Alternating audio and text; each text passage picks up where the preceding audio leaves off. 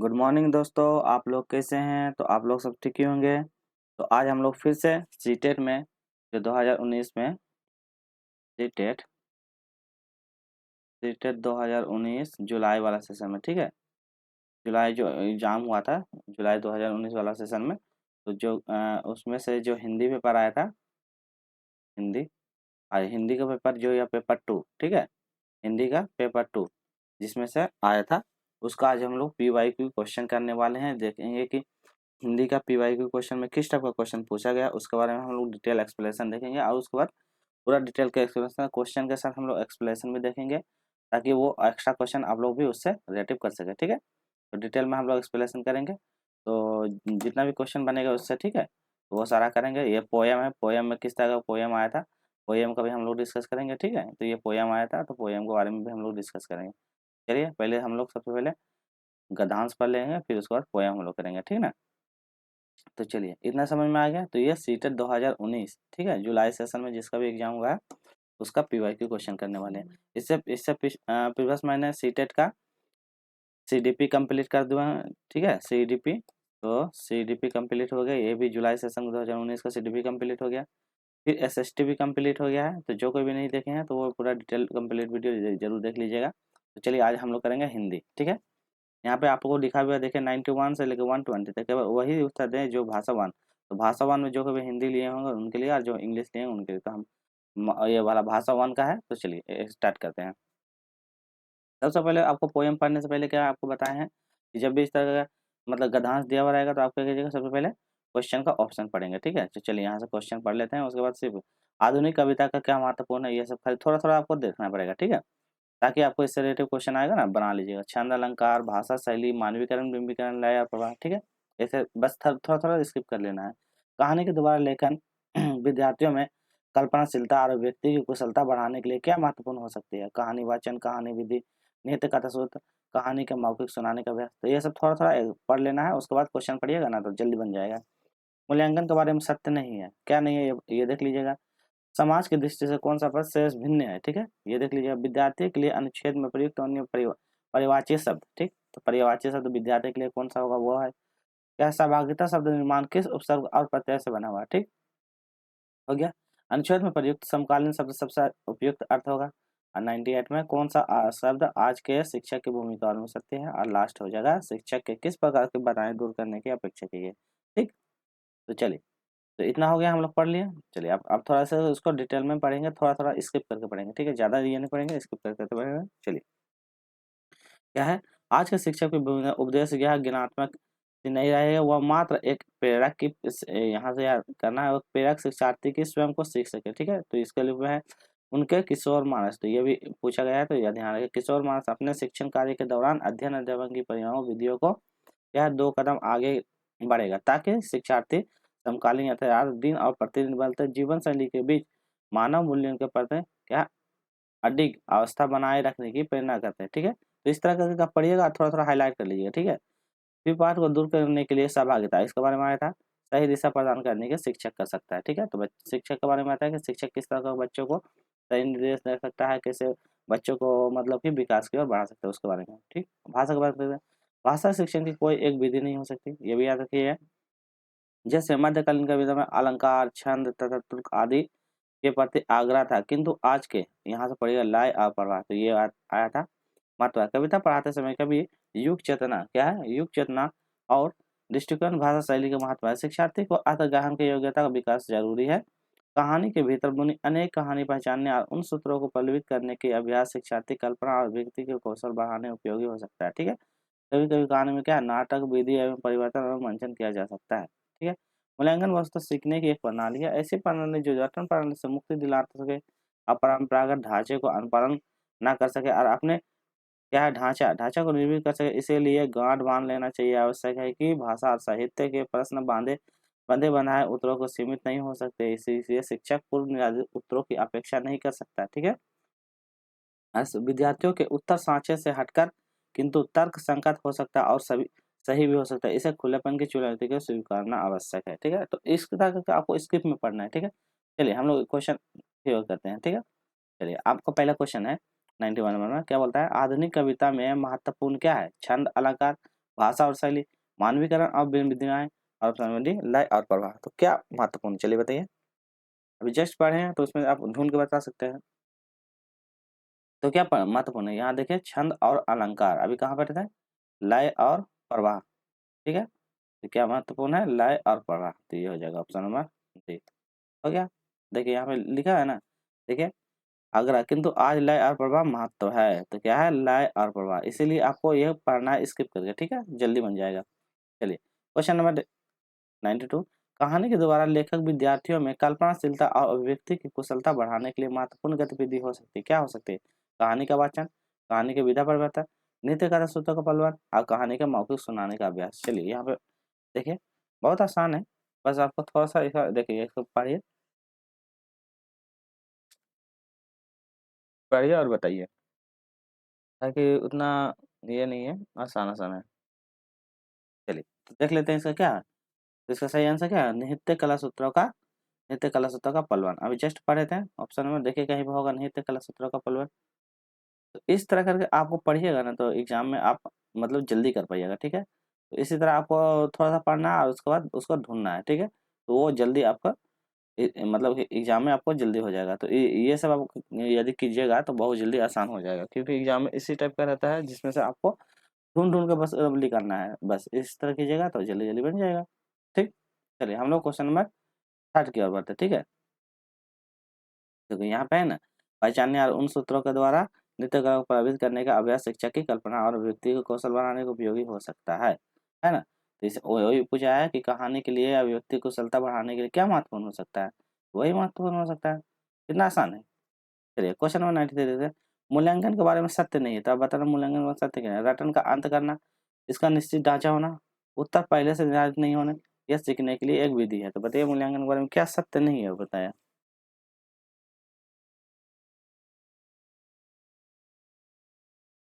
चलिए तो यहाँ पे भी देखिएगा मूल्यांकन, अब मूल्यांकन कहाँ पे है, अब दुनिया को मिल जाएगा, देखिए मूल्यांकन के बारे में यहाँ देखिए क्या है, यह एक वस्तु से सीखने की एक प्रणाली या ऐसी प्रणाली जो रटन प्रणाली को मुक्ति दिला सकते, ठीक है, अनुपालन कर सके, ढांचा निर्माण कर सके, ठीक है। तो इसके बारे में तो क्या है, मूल्यांकन एक प्रकार का क्या है, रटन का अंत करना, इसका निश्चित ढांचा होता है, उत्तर प्रदेश, तो इसका एक प्रकार का निश्चित ढांचा ये नहीं है, ठीक है, मूल्यांकन का ये सत्य नहीं है, ठीक है। तो यहाँ पे जस्ट अभी पढ़े ना, मूल्यांकन का निश्चित डाटा नहीं हो सकता, ठीक है, देने में ऐसा उनका रटन प्रणाली को मुक्ति दिला सके, ठीक है, इसका निश्चित ढांचा नहीं होता, ठीक है, ठीक है।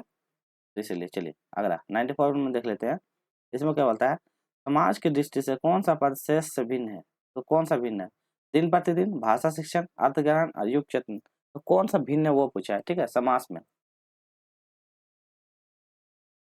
चलिए बताइए, तो कौन सा भिन्न होगा, ये भी आसान है।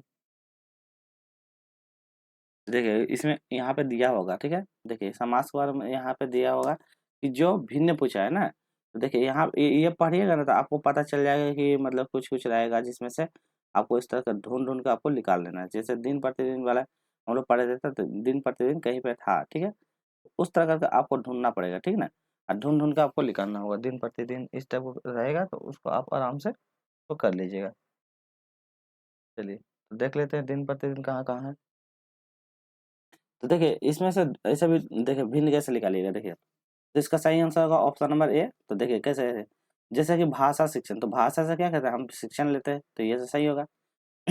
अर्थ ग्रहण, तो अर्थ के माध्यम से क्या हम ग्रहण कर सकते हैं, ये भी सही है। युग चेतन, युग के बारे में क्या है, युग का चेतना के बारे में बता रहा है, पर दिन प्रतिदिन इसमें कुछ नहीं बता रहा है, तो इसीलिए ये पद भिन्न है, इसमें भिन्न पूछा है ना, तो ये वाला, तो इस तरह करके आप आराम से उसको बना सकते हैं, ठीक। चलिए इतना हो गया। चलिए अगला नंबर जाते हैं 95 में, इसमें देखते हैं 95 में, कलर चेंज करते हैं, एक मिनट। चलिए विद्यार्थियों के लिए अनुच्छेद में प्रयुक्त अन्य पर्यायवाची शब्द, तो पर्यायवाची ये तो इंसान है, अध्यापक अध्ययन अध्ययन, शिक्षार्थी छात्र, सहभागिता परीक्षा और किशोर और मानस। चलिए बताइए, तो विद्यार्थी के लिए कौन सा पर्यायवाची शब्द होगा, विद्यार्थी के लिए कौन सा होगा बताइए, तो ये तो आसान है। तो विद्यार्थी के लिए हम लोग क्या करें, पर्यायवाची, इसमें तो ढूंढना भी नहीं पड़ेगा, आपको आसानी से कर सकते हैं। तो विद्यार्थी के लिए क्या, एक शिक्षक होता है, ठीक है, शिक्षार्थी और छात्र, मतलब शिक्षार्थी को स्टूडेंट को ही बोला जाता है और छात्र, तो पर्यायवाची पूछा तो ये हो जाएगा ऑप्शन नंबर 20 का सही हो जाएगा, ठीक है। चलिए आगे चलते हैं, अगला क्वेश्चन मिलता है, सहभागिता शब्द का निर्माण किस उपसर्ग और प्रत्यय से हुआ है? तो सहभागिता शब्द का किस उपसर्ग और प्रत्यय, ठीक है। पहले उपसर्ग और प्रत्यय क्या होता है उसके बारे में बता देते हैं। देखिए, एक होता है उपसर्ग, एक होता है उपसर्ग और एक होता है प्रत्यय, ठीक है। देखिए, उपसर्ग जो होता है जो शब्द का पहले लगता है, ठीक है, पहले। तो शब्द के जो पहले लगता है तो उसको उपसर्ग बोलते हैं, और शब्द के जो बाद में लगता है, ठीक है, शब्द के बाद में तो उसे बोलते हैं प्रत्यय। तो याद रखिएगा, जो शब्द का पहले लगता है उपसर्ग और शब्द के बाद में लगता है उसे प्रत्यय कहते हैं, ठीक है। जैसे यहाँ मतलब सहभागिता, इसमें देखिए उपसर्ग का मतलब ये शब्द है, तो शब्द के पहले इसको हम तोड़िएगा, ऐसे तोड़ेंगे तो सबसे पहले क्या लगेगा? सह। तो इसमें देखिए सह सह कहाँ पे है? यहाँ पे है, यहाँ पे, तो पहला तो खत्म, ये दोनों खत्म, ठीक है। अब यहाँ बोलता सह हो गया, अब बोलता भाग्यता, तो लास्ट में उपसर्ग तो हो गया, उपसर्ग हम लोग को निकाल लिए। अब बोला प्रत्यय, प्रत्यय मतलब क्या? अंतिम वाला, तो शब्द के अंत में, तो गीता, तो अंत में क्या है? ता, तो ता वाला कौन सा है? देखिए ता ता, देखिए यहाँ ईता है, यहाँ पे सा है बट्टा है, तो यहाँ क्या है? सा प्लस ता, तो ऑप्शन नंबर बी, ठीक है। तो इसका सही आंसर होगा सा प्लस ता, तो उपसर्ग और प्रत्यय समझ में आ गया। चलिए हम लोग आगे की ओर बढ़ते हैं। क्वेश्चन नंबर 97 में क्या बोलता है, देखते हैं कि अनुच्छेद में प्रयुक्त समकालीन शब्द का सबसे उपयुक्त अर्थ। समकालीन शब्द का क्या उपयुक्त अर्थ होगा? ऑप्शन में आधुनिक, ऑप्शन में आकस्मिक, ऑप्शन में समसामयिक, ऑप्शन में वर्तमान। तो बताइए अनुच्छेद में समकालीन का मतलब क्या होता है? आप पोयम देख के भी यहाँ से भी निकाल सकते हैं, नहीं तो ऐसे तो आपको इस बेसिक तो ही हो ही सकता है। तो समकालीन के बारे में पढ़िए, और यहाँ से आपको ढूंढना होगा समकालीन। समकालीन का मतलब क्या बोला, अर्थ क्या पूछा, ठीक है। तो उससे रिलेटिव जैसे सहभागिता क्या है, देखिए यहाँ सहभागिता के बारे में दिया हुआ है। तो इसी तरह के आपको यहाँ देखिए समकालीन दिया हुआ है, ठीक है ना। तो यही सब जैसे यहाँ पे दिन प्रतिदिन वाला भी मिल गया, ठीक है। तो इससे आपको क्या करना है, उसको आराम से क्वेश्चन पढ़ के एक बार पढ़ लीजिएगा ना, तो आराम से इसको निकाल सकते हैं, ठीक है।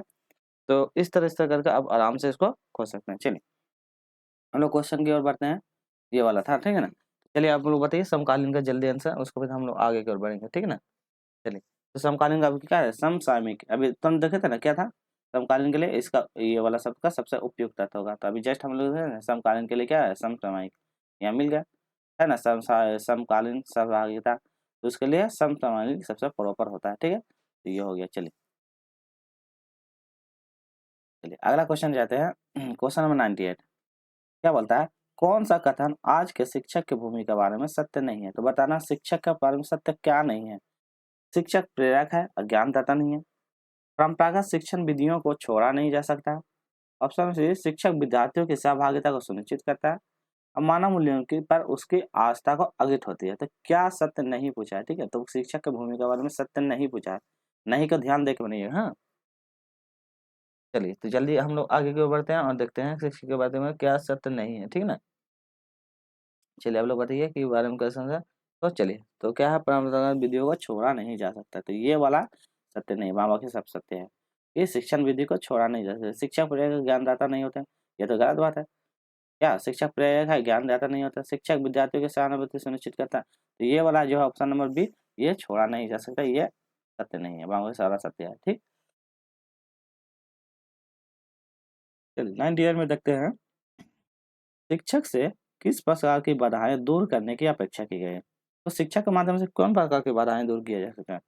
पाठ पढ़ाते हुए आने वाली की, पाठ प्रस्तुत से संबंधित की, पाठ के भीतर उभरने वाली की, पाठ्यक्रम से जुड़ी सभी। तो कौन सी बाधाएं के बारे में दूर किया गया? चलिए थोड़ा सा ऊपर देख लीजिए, उसके बाद हम लोग बताएंगे। तो किस प्रकार के देखिए, यहाँ पढ़िए और ढूंढिए कि किस प्रकार की बाधाएं को दूर करने के लिए बारे में किया गया था। तो देखिए यहाँ पे लिखा हुआ, पढ़िए तो क्या के बारे में दिया हुआ, पढ़िए आप लोग फिर बताइए। चलिए, तो क्या है, इस तरह का, इसी तरह आपको ढूंढना होगा और निकालना होगा, ठीक है। चलिए, तो इसका सही आंसर क्या हो जाएगा?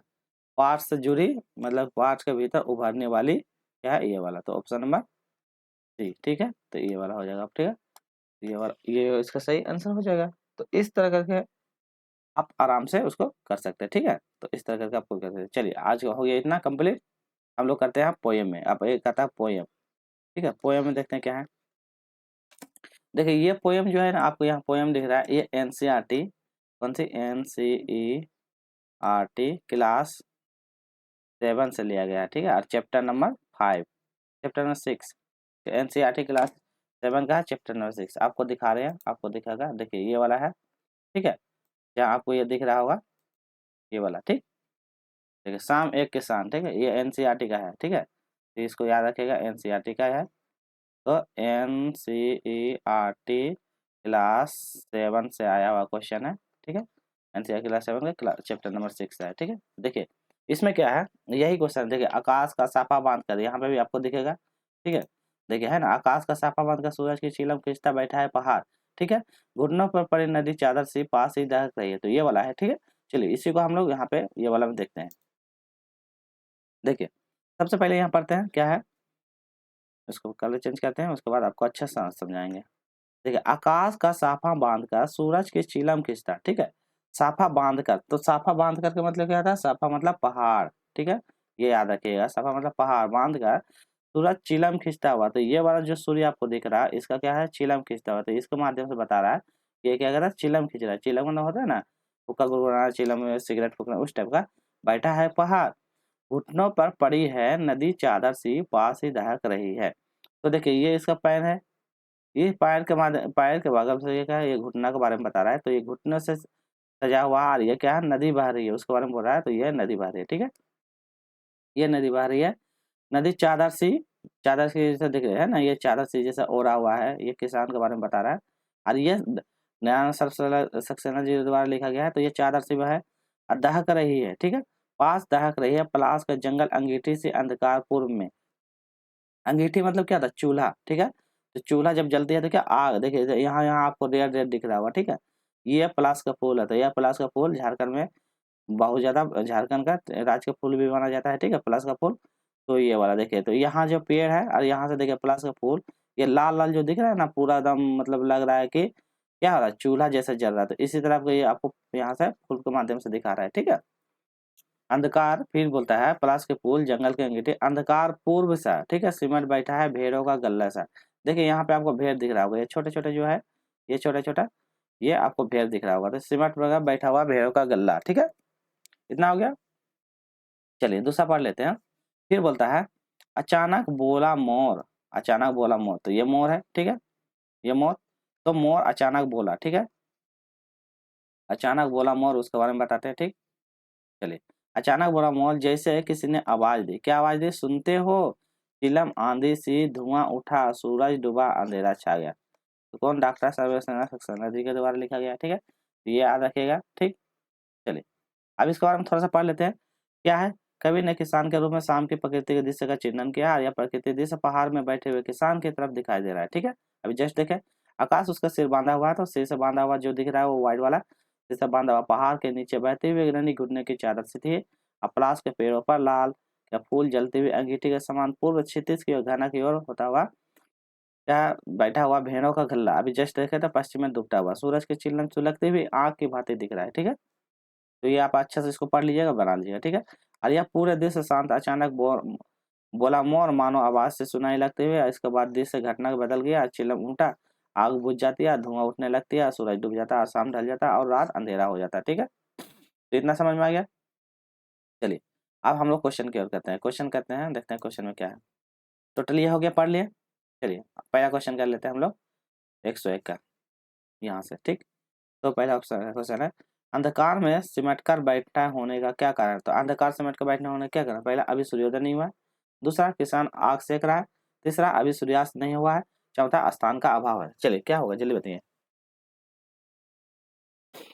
जल्दी जल्दी करेंगे, फिर उसके बाद अंधकार सिमट कर बैठा है, तो इसका अभी सूर्यास्त नहीं हुआ, तो इसका सही आंसर क्या है, अभी सूर्यास्त नहीं हुआ है, ठीक है।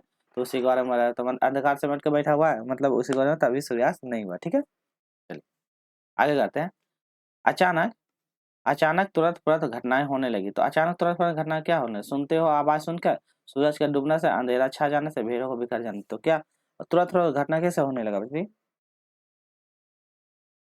अभी जस्ट हम पढ़ लेंगे ना। देखिए ये वाला है, अचानक तुरंत तुरंत घटनाएं होने लगा, अचानक तुरंत, जैसे कि आवाज दी, क्या दी, सुनते हो, क्या आवाज दी, सुनते हो। चलिए तो क्या आवाज दी, सुनते हो, तो ये वाला आवाज दी, ठीक। चलिए अगला देख लेते हैं। सिमट बैठा है भेड़ों का गल्ला सा, किस विकल्प का समय, गल्ला का समानार्थी अर्थ बताना है, तो गल्ला का समानार्थी अर्थ आपको बताइए। पहला है सामूहिक भीड़, दर्शक झुंड, गल्ला सौदा माल गोदाम, रेवड़ झुंड, भीड़ रेला, भीड़ भाड़ रेल पे भागदड़ और झोपड़, तो क्या है बताइए। तो भेड़ों का गल्ला, गल्ला मतलब झुंड सा, ठीक है। तो भेड़ों का गल्ला झुंड सा, तो क्या हो जाएगा, रेवार झुंड भीड़ रेला, तो ऑप्शन नंबर ये हो जाएगा, ठीक है। इसका सही हो जाएगा ऑप्शन नंबर है, रेल और भेड़ना, तो ये हो जाएगा सही, ठीक। चलिए आगे फिर हम लोग बढ़ते हैं क्वेश्चन नंबर 104 के, ठीक है। अगला देखते हैं, कविता में दो समानार्थी शब्द बताना है, तो दो समानार्थी अंधकार और अंधेरा के बारे में, इन दोनों के बारे में कौन सा कथन सत्य है, ठीक है। दोनों तत्सम है, दोनों तद्भव है, पहला तत्सम दूसरा तद्भव, चलिए बताइए।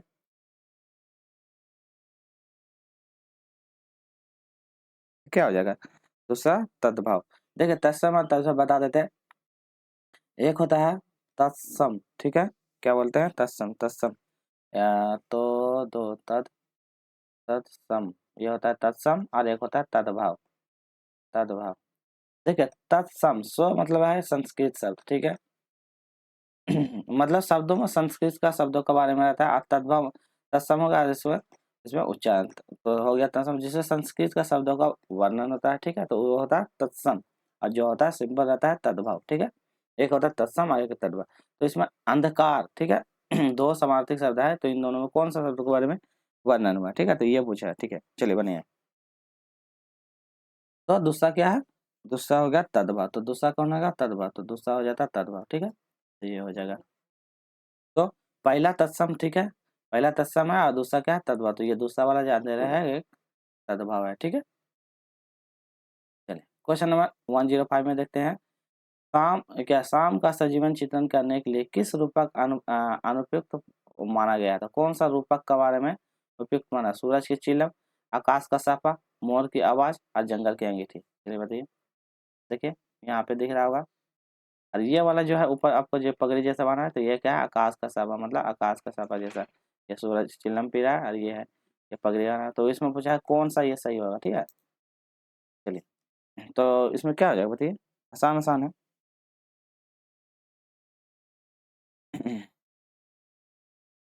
तो क्या हो गया, जस्ट मोर की आवाज, तो क्या हो जाएगा, चित्रण किसके रूप में है, मोर की आवाज के रूप में, देखिए यहाँ पे दिया हुआ है, देखिए यह है, अचानक किसी ने मोर की आवाज दिया, सारा चीज टुबल तो मोर की आवाज के, ठीक है। चलिए हो गया।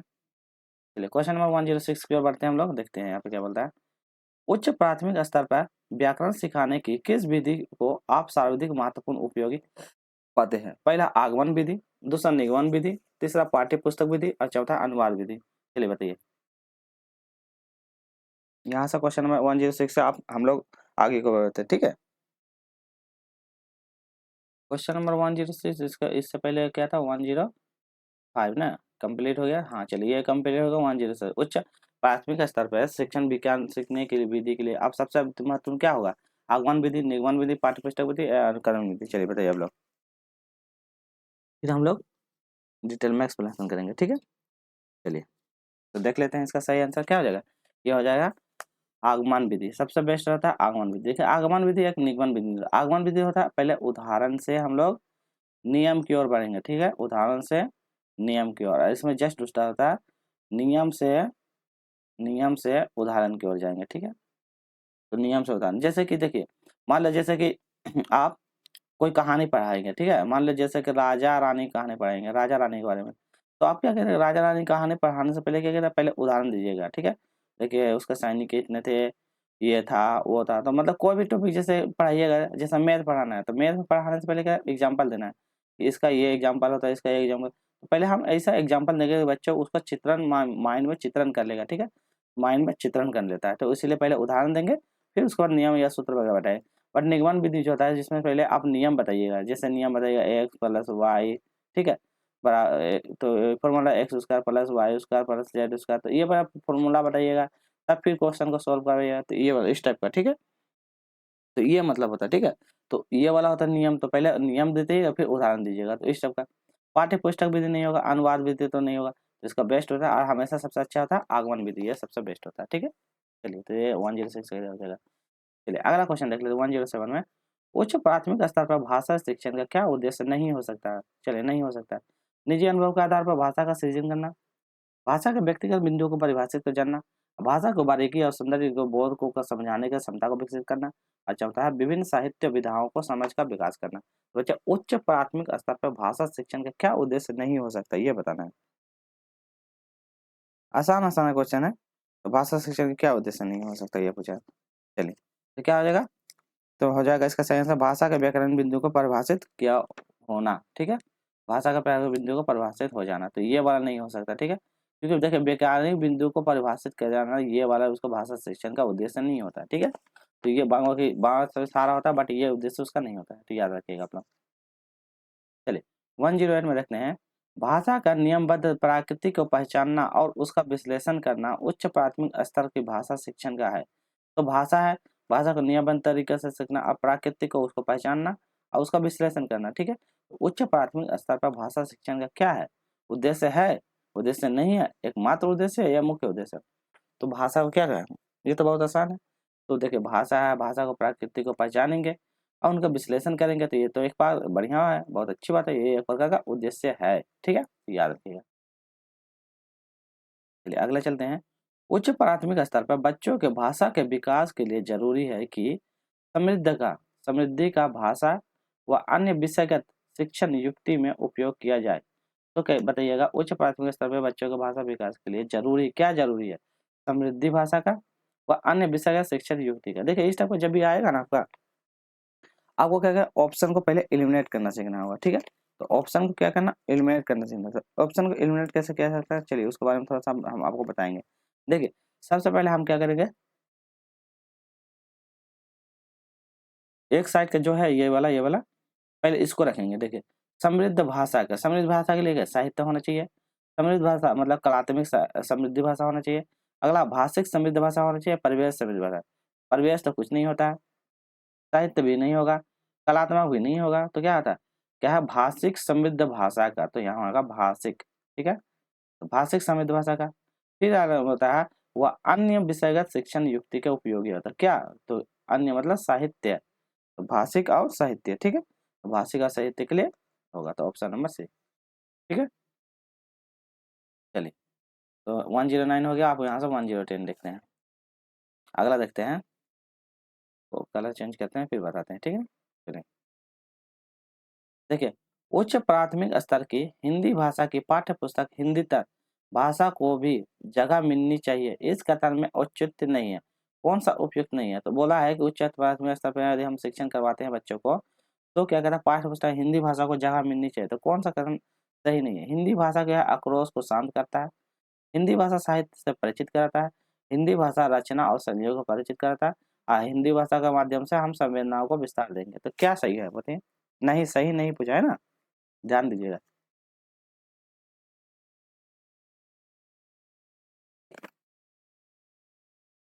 क्या सही नहीं है, ये हिंदी भाषा क्या है, आक्रोश को शांत नहीं करता है, तो ये वाला हिंदी भाषा जो आक्रोश को क्या करता है, शांत करता है, तो ये जो है ये गलत है, ये आक्रोश को शांत करने वाला जो होता है ये गलत है। बाकी हिंदी भाषा साहित्य परिचित कराता है, ये सही है। हिंदी भाषा को रचना शैली होती है और परिचित भी रहता है, ये भी सही है, ये सब सही होता है। और हिंदी भाषा के माध्यम से हम संवेदन को हम विस्तार सकते हैं, बाढ़ देते हैं। यदि हिंदी भाषा आपको अच्छा सा है तो हम उसको अच्छा से लाइव दे सकते हैं, विचार बढ़ा सकते हैं, तो ये रचना कर सकते हैं, शैली को विकास कर सकते हैं, तो ये होता है। ठीक है, आसान आसान आया था पेडागोजी।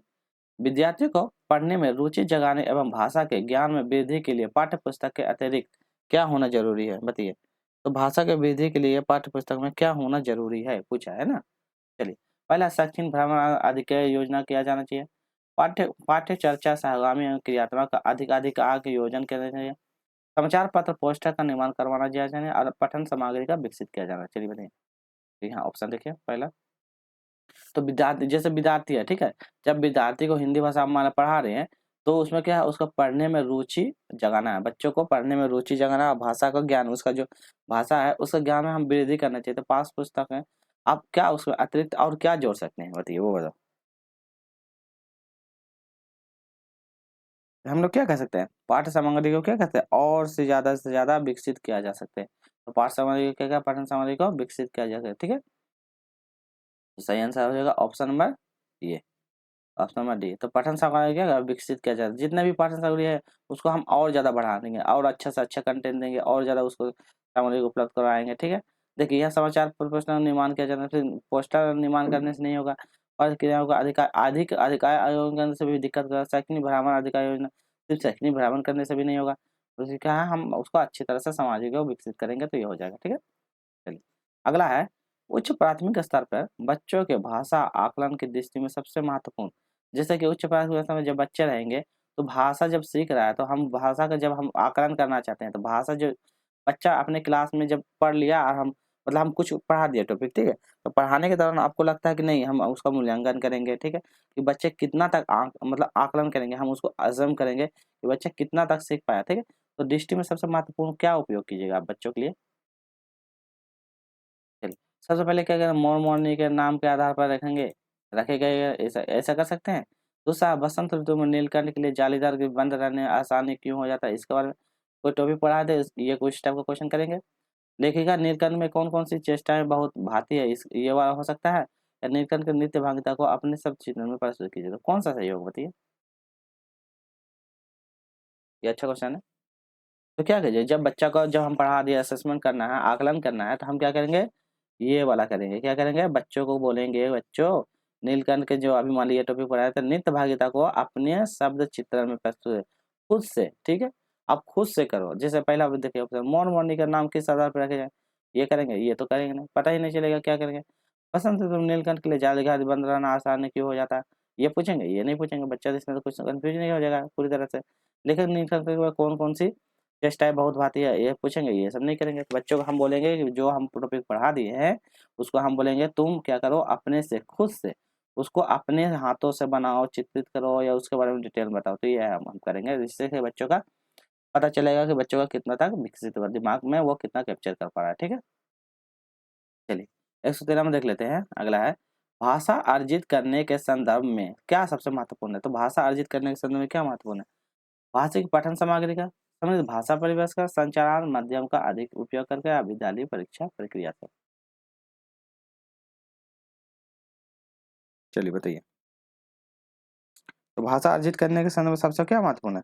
हम क्या करेंगे, उसको समृद्ध भाषा परिवेश उपलब्ध करवाएंगे। तो भाषा अर्जित करने का मतलब, भाषा जब अर्जित करते हैं संदर्भ में सबसे क्या करें, जैसे भाषा अर्जित करके सिर्फ भाषिक पठन सामग्री देख के नहीं कर सकते हैं।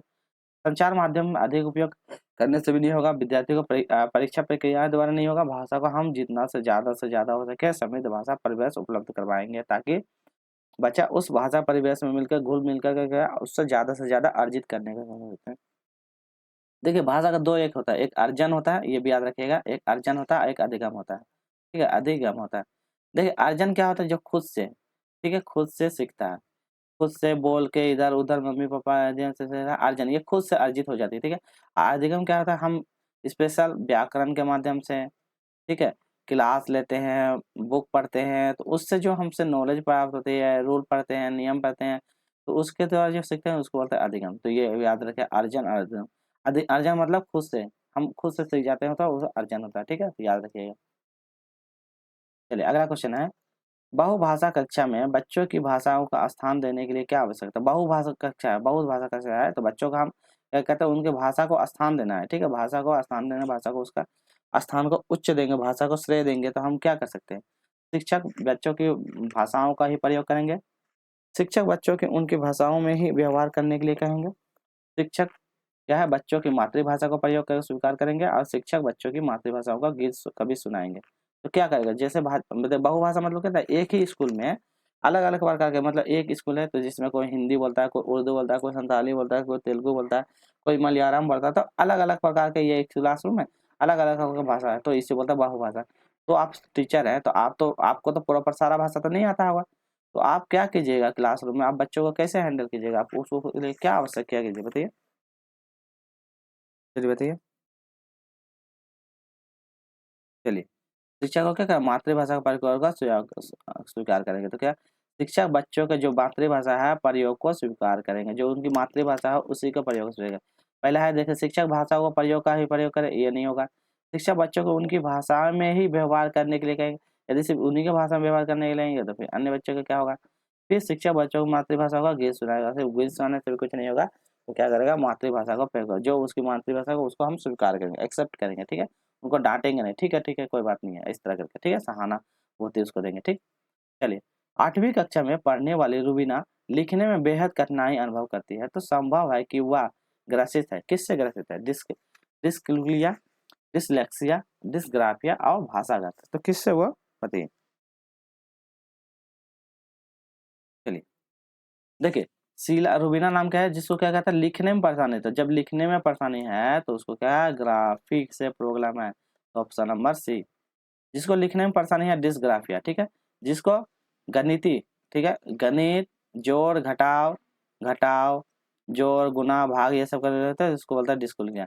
डिसलेक्सिया जो होते हैं, डिसलेक्सिया जिसको क्या होता है मतलब वो अपना मतलब कि डिसलेक्सिया जिसमें से पठन समस्या होती है, डिसलेक्सिया होता है, ठीक है। तो ये देखिए भाषा का, जिसको भाषा के बारे में दिक्कत होती है वो होती है, ठीक है। तो ये डिस्फेसिया होता है जिसमें का शारीरिक गति को नहीं कर पाता तो उसको डिस्फेसिया बोलते हैं। तो ये बहुत तरह के गतिविधियां होता है, ये मैंने पढ़ा दिया है तो उसको जरूर आप लोग देख लीजिएगा।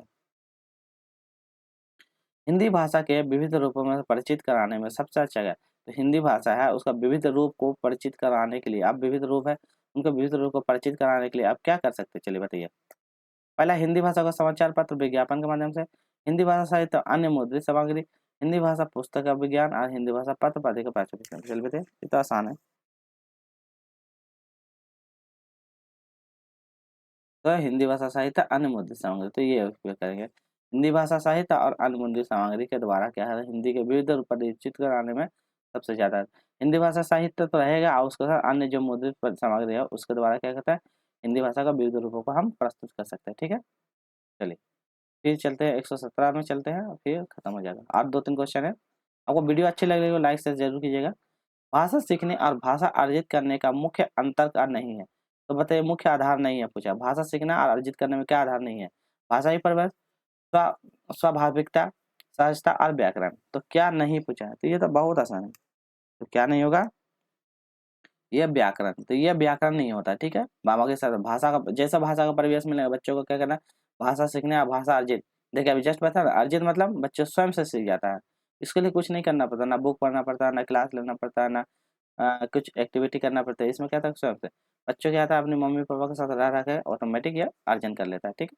तो भाषा परिवेश तो बहुत ज्यादा इंपॉर्टेंट है। स्वाभाविक अभी जस्ट बताया था खुद से सीख जाता। सहजता मतलब उसके साथ नॉर्मल स्वभाव बढ़िया व्यवहार करने के भी सहजता से भी बच्चे भाषा को अर्जन कर सकते हैं। तो ये सही है, पर व्याकरण नहीं होता है, ठीक है।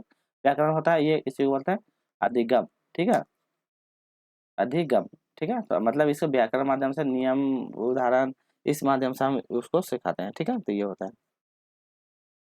चलिए अगला क्वेश्चन देख लेते हैं, क्वेश्चन नंबर 118। इसमें बोलता है स्त्री के सौंदर्य का प्रतिमान बना दिया जाना ही उसका बंधन बन जाता है। इस विषय पर कक्षा में चर्चा कीजिए कि भाषा जो है पाठ्य पुस्तक में इस प्रश्न को स्थान देने क्या उचित है। तो भाषा के पाठ्य पुस्तक को इस स्थान देने क्या उचित है। तो देखिए स्त्री के सौंदर्य का प्रतिमान बना दिया जाना इसका ही बंधन बन जाता, मतलब क्या होता है जब स्त्री को क्या कहता है बढ़िया तरीके से कपड़ा उपड़ा पहनाया जाता है या ड्रेस पहनाया जाता है, उन्हीं को फिर क्या कहता है उस उन्हीं के समाज में उसके ड्रेसों को पहनावे को क्या कहते हैं एक प्रकार का उन्हें क्या होता है रोक लगा जाता है। उन्हीं के पहनावे को और उसी के पहनावे में जब रोक लगा जाता था उसी के संतान के लिए वही उन्हीं के लिए क्या बंधन बन जाता है। तो उसी को हम पूछा था क्या है, सौंदर्य प्रतिमान बनाना है, स्त्री बंधन चर्चा कराना है, सौंदर्य प्रधानों का विरोध करना और भाषा का स्त्री का विमर्श से जोड़ना है। तो क्या जोड़ना बताइए। ये भी ठीक ही क्वेश्चन है, अच्छा क्वेश्चन है, ज्यादा भारी भी नहीं है, ठीक है। तो क्या हो जाएगा भाषा का स्त्री विमर्श के साथ जोड़ना, तो क्या है स्त्री विमर्श के साथ जोड़ना, ये हो जाएगा सही जवाब, ठीक है। तो यही है भाषा को स्त्री विमर्श के साथ जोड़ने का काम कर रहा है, ठीक है। चलिए अगला क्वेश्चन है पाठ में ठिठियाकर हंसने लगना। तो ठिठियाकर हंसना जैसे वाक्य आया है, ठिठियाना शब्द आना है, आना ठिठियाना शब्द में आना, ठीक है। तो कौन सा आना शब्द प्रत्यय का प्रयोग आना प्रत्यय से बनने वाले 4 शास्त्र शब्द लिखना है, इस प्रश्न का स्वरूप घोषित करता है।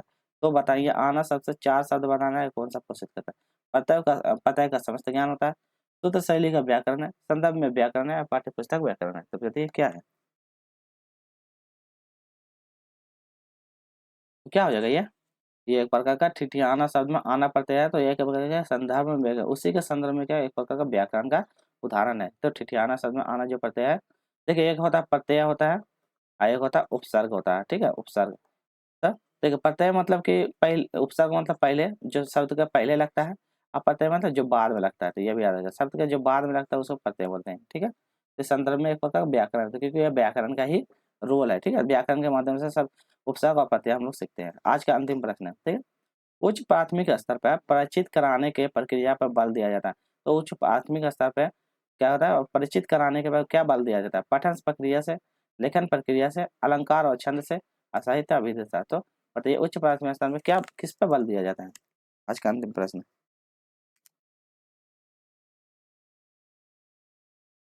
तो किस पे बल दिया जाता है, ये साहित्य विविधताओं से। तो किस पे बल देता है, साहित्य की विविधताओं से। ऑप्शन नंबर डी हो जाएगा सही जवाब, साहित्य की विविधताओं पे बल दिया जाता है। ठीक है, तो देखिए इसका 2019 आज का ये पूरा कंप्लीट हो गया।